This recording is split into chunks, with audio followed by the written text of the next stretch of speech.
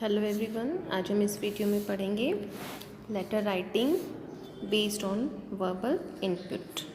Students, when we are writing a business letter, in our previous video we have to be discuss about an personal letter which we have to be written to our friends, our relatives, our parents. But in this letter we have to be discuss about business letter, that how we could writing a business letter. तो इसको जब हम शुरू करते हैं तो इसका format जो है वो इस वे में हमें दिया हुआ होता है. फर्स्ट इसमें होता है सेंडर्स एड्रेस.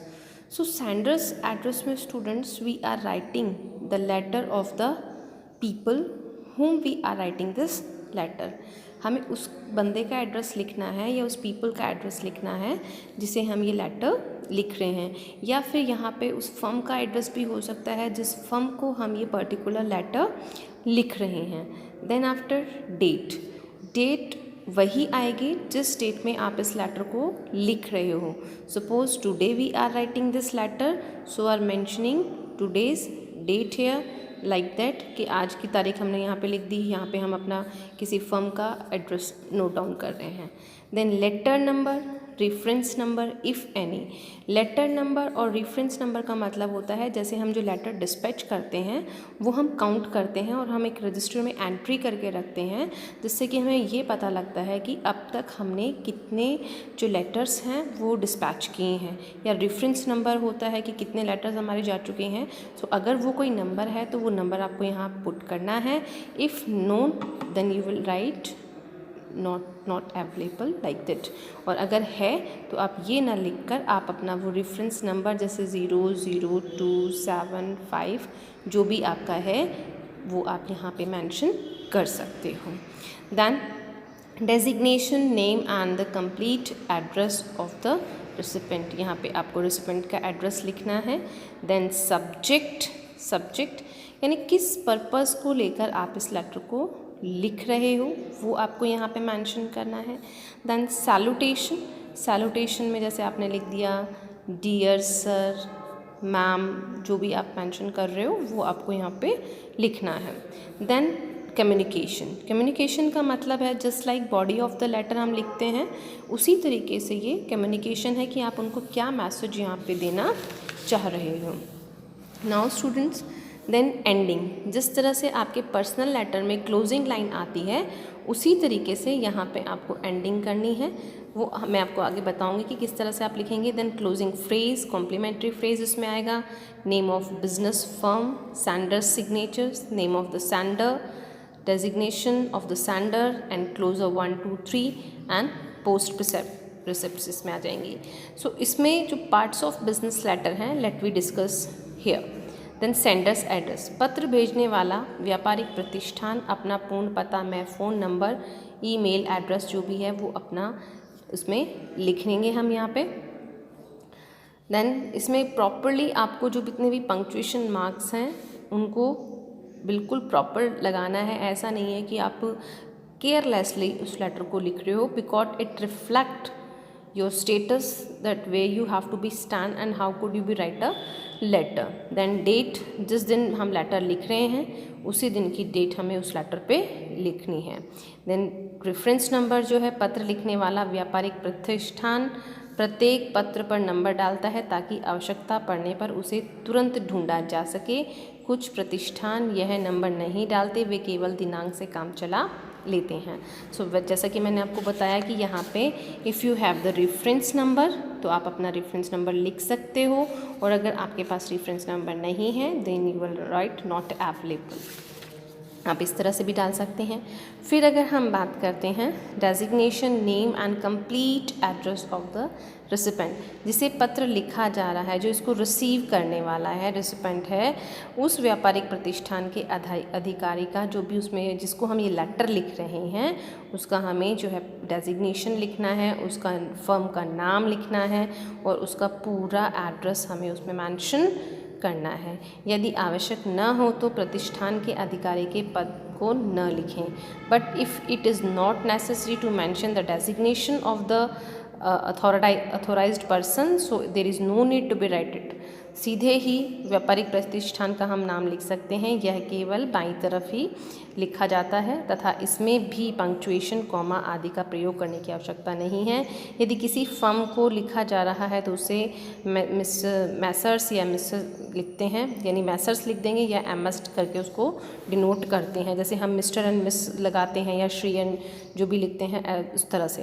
दैन सब्जेक्ट में इस संबंध में पत्र लिखा जा रहा है, यह संकेत दिया जाता है that in this part subject we have to be identify. जैसे हम एप्लीकेशन लिखते हैं तो एप्लीकेशन में हम क्या लिखते हैं, that why we are writing this application, तो एप्लीकेशन फॉर 1 डे लीव हम लिखते हैं। तो उसी तरीके से यहाँ पे भी हमें सब्जेक्ट मेंशन करना होगा कि किस विषय में ये जो लेटर है ये आप लिख रहे हैं। Then we are talking about the salutation part, कि सैल्यूटेशन पार्ट में हम डियर मैम है, डियर सर हैं, ये हम लिख सकते हैं। और यदि पत्र व्यापारिक प्रतिष्ठान के नाम से लिखा जा रहा है, यानी यहाँ पे किसी पर्टिकुलर पर्सन को आप आइडेंटिफाई नहीं कर रहे हो, यहाँ पे आप किसी फर्म को लेटर लिख रहे हो, तो you have to be write dear sirs, gentleman लिखा जा सकता है।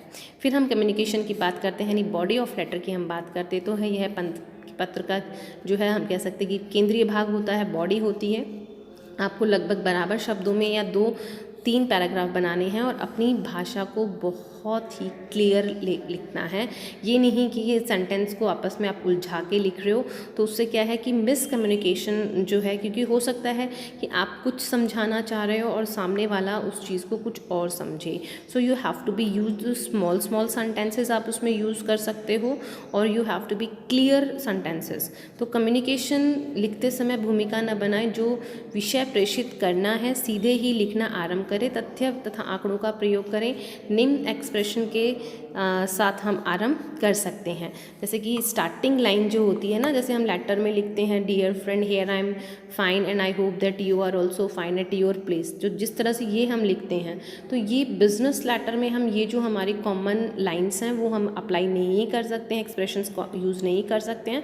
तो यहाँ पे हम जैसे कुछ एक्सप्रेशंस हमें दिए गए हैं जो हम बिजनेस लेटर्स में अप्लाई कर सकते हैं।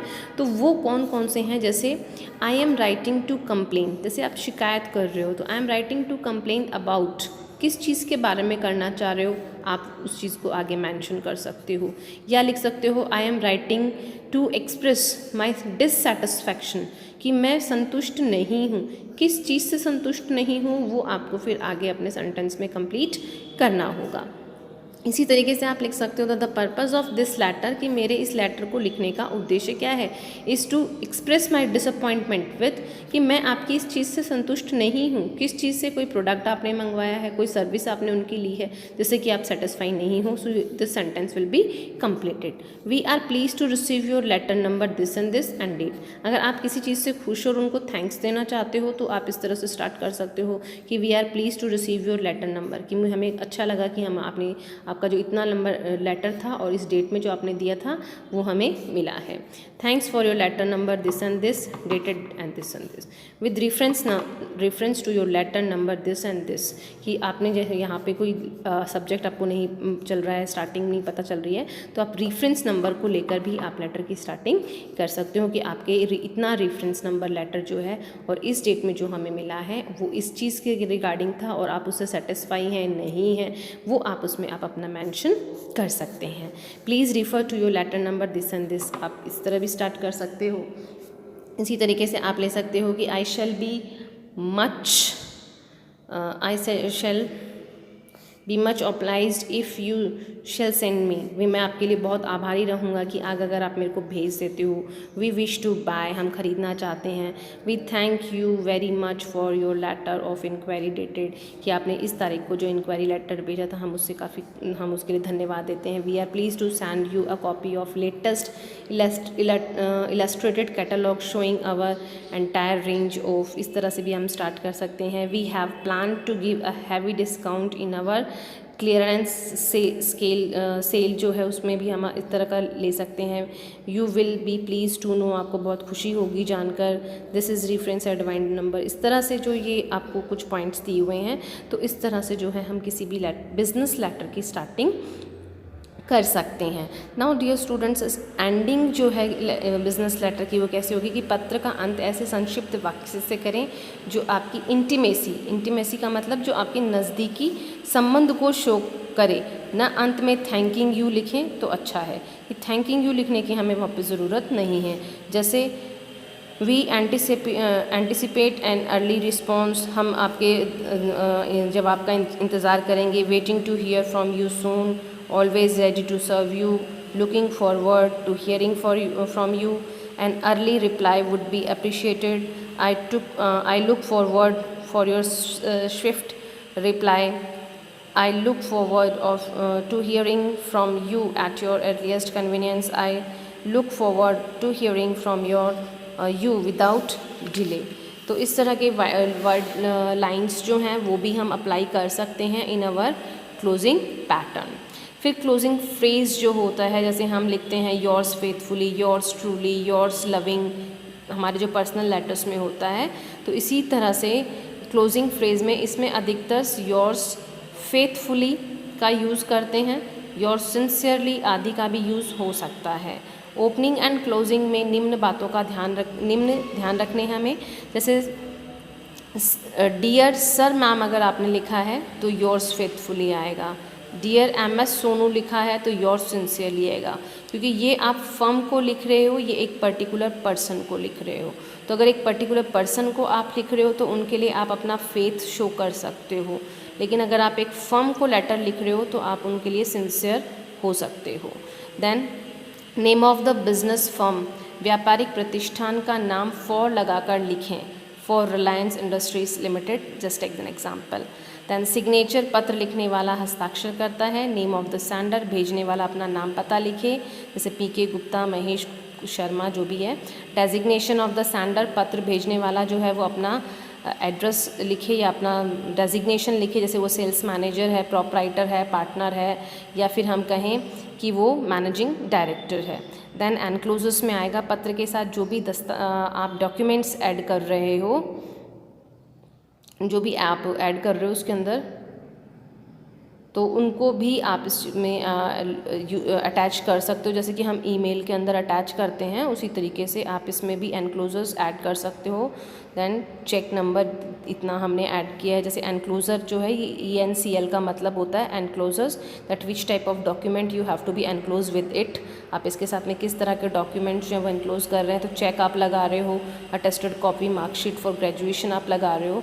तो जो भी चीज़ें आप इसमें ऐड कर रहे हो वो आप इसके साथ में अटैच कर सकते हो। अब इसमें हम क्वेश्चन लेते हैं। You are Anu, living at 7 Adarsh Nagar locality of Churu. You purchased a washing machine from a dealer. Write a letter to him for its replacement. यानी आप अनूप हैं, living at 7 Adarsh Nagar locality of Churu, and you purchased a washing machine from a dealer, और आपने एक dealer से washing machine खरीदी है। Write a letter to him, अब आपको उसे एक चिट्ठी लिखनी है for its replacement, कि आप उसे रिप्लेस करना चाहते हैं। सो एड्रेस सबसे पहले आप लिखेंगे अपना यहाँ पे 7 आदर्श नगर चूरू, 27 नवंबर हमने यहाँ पे डेट मेंशन कर दी। फिर आपने मैसर्स का जो है जिसको आप ये चिट्ठी लिख रहे हो उनके लिए आएंगे मैसर्स, यानी आप सीधा एजेंट जो डीलरशिप है उसको आप लेटर लिख रहे हो, तो Messrs Durga Agency, Station Road, Churu. Then हम यहाँ पे सब्जेक्ट लेंगे replacement of defective washing machine. It means the washing machine which you have to be purchase is a defective piece and you want to be replace it. Then dear sirs, हम देखिए यहाँ पे ध्यान दीजिएगा, dear sirs हमने यहाँ लगाया है। सर्स क्यों लगाया है? Because we are writing to the messrs, not a single person. So dear sir, I regret to inform you that on 25 November, आप यहाँ पे ईयर मेंशन कर सकते हो, डेट आप जिस डेट में आपने ये मशीन खरीदी है। I regret to inform you that on 25 November I purchased a washing machine from your shop, vide cash memo, ये आपकी उसकी डिटेल आ गई of that date. On 26 November the machine worked all right but today the machine does not work. यानी आपने 26 नवंबर को ये लिया है, 25 नवंबर को परचेज़ की, 26 को आपने स्टार्ट किया, वो नॉर्मल चल रही थी, और आज 27 नवंबर को आप ये लेटर लिख रहे हो within 3 days, it's not working properly. November the machine worked all right but today the machine does not, it has jam, वो जैम हो चुकी है, water also leaks from its tank, यानी मशीन के tank से भी water leak हो रहा है. You are requested to replace this machine at an early date expecting quick action, यानी आपसे तुरंत एक्शन की, तुरंत कार्यवाही की हम एक्सपेक्टेशंस रखते हैं. Thanking you, yours faithfully and Anu. So in this way we can write this. अब इसमें आपका नेक्स्ट हम क्वेश्चन लेते हैं, that is related sample business letter for asking information. Write a letter to a wholesaler of readymade garments asking for quotations for readymade garments and their terms regarding payment and delivery and rate discount. इसमें हमने address लिखा, अपना date लिखी, जिस firm को हम ये letter लिख रहे हैं उसका एड्रेस हमने यहाँ पे लिख दिया. उसके बाद हमने to get quotations for readymade garments के लिए, कोटेशन का मतलब कि प्राइस हम उसकी जानना चाहते हैं, कितने क्या प्राइस वो ले रहे हैं रेडीमेड गारमेंट्स की. Dear sir, we are interested in dealing in your readymade garments. Please send us your quotation for readymade garments. We also want to know the rate of discount and terms regarding payment and delivery. Please reply early, कि आप हमें जल्दी ही उत्तर दीजिए. हम interested हैं आपके साथ readymade garments की डीलिंग करने के लिए. Yours faithfully for Navdeep XYZ proprietor. यहाँ पे हमें कोई नाम वगैरह मेंशन नहीं किया गया था. So we are writing here. Next इसमें एक क्वेश्चन और हम लेते हैं. Imagine you are Yuvraj having a graduate degree in BSc with electronic as the main subject. You intend to have a course in computer science. Write a letter of inquiry to an educational institute. It means आपको एक educational institute को business letter लिखना है.